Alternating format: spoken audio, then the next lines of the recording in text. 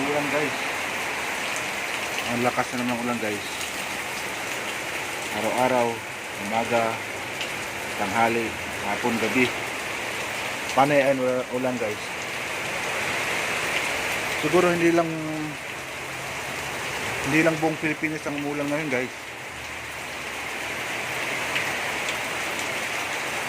Talagang siguro buong mundo na.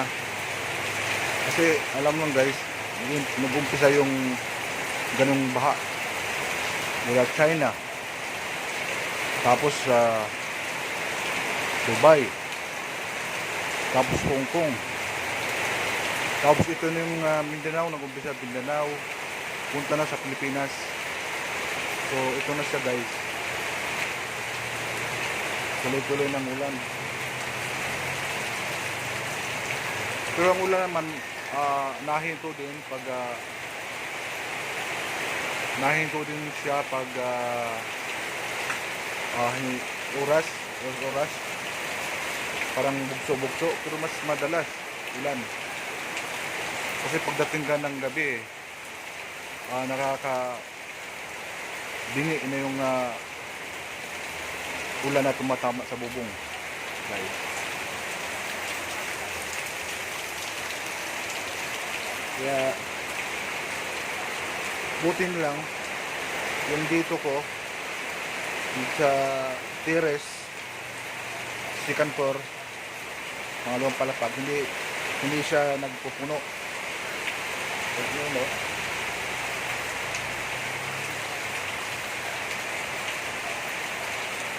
Kahit paano, hindi siya pumapasok doon sa loob. Yun guys, sawa ng Diyos. Pero may 1 inch pa. Tuloy-tuloy pa naman ang bagsak niya doon sa baba. So lumalaban pa ang mga daanan ng tubig. Kasi once na bumaha yan or bumara, automatic papasok dito sa loob ng bahay yung tubig. Dahil ito karon.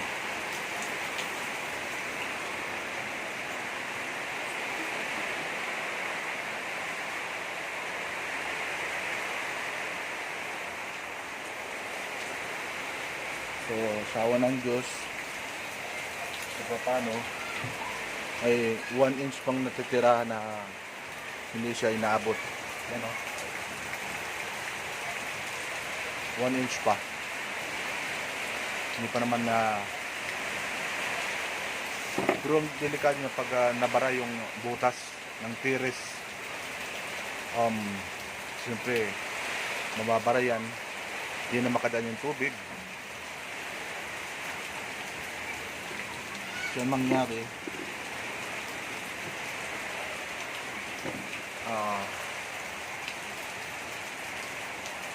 yung tubig papasok guys sa loob ng bahay. Dito ang lakiban o lakas ng tubig o lakas ng ulan, once na pumasok siya dito, tuloy-tuloy, kahit paano may 1 inch pang natitirang tubig, ay yung lalagyan or taas ng tubig, yung level. So ingat lang tayo guys. Alam ko buong mundo ngayon ang umuulan, yung Pilipinas. So ingat lang tayo guys, kasi minsan mag-grounded, tapos magdala tayo lagi ng payong. So ingat tayong lahat. Dasal. God bless us all. Thank you for watching. Salamat.